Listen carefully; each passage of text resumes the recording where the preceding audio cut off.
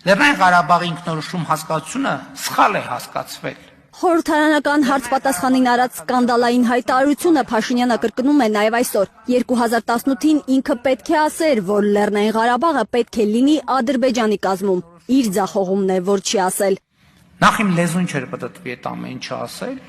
Չնայած էլի ասում եմ, մեկը պետական գործիչը պետքա տեսներ դա, հաղթահարեր դա եւ աներ դա։ Երկրորդն էլ, որ իմ լեզուն պատտվել, ոչ մեկ չէր թողի, որ ես շարունակեի։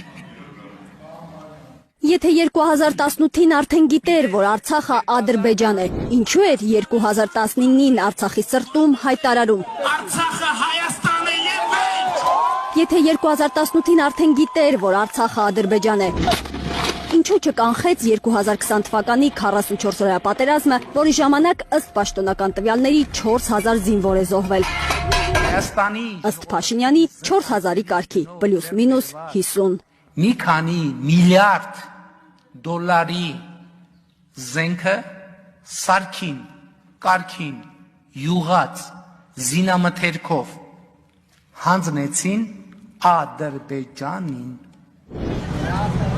Եթե 2018-ին արդեն գիտեր, որ Արցախը Ադրբեջան է, ինչ հիմքով է հիմա պնդում, թե դեմ է եղել արցախահայության գաղթին։ Նույնիսկ շատ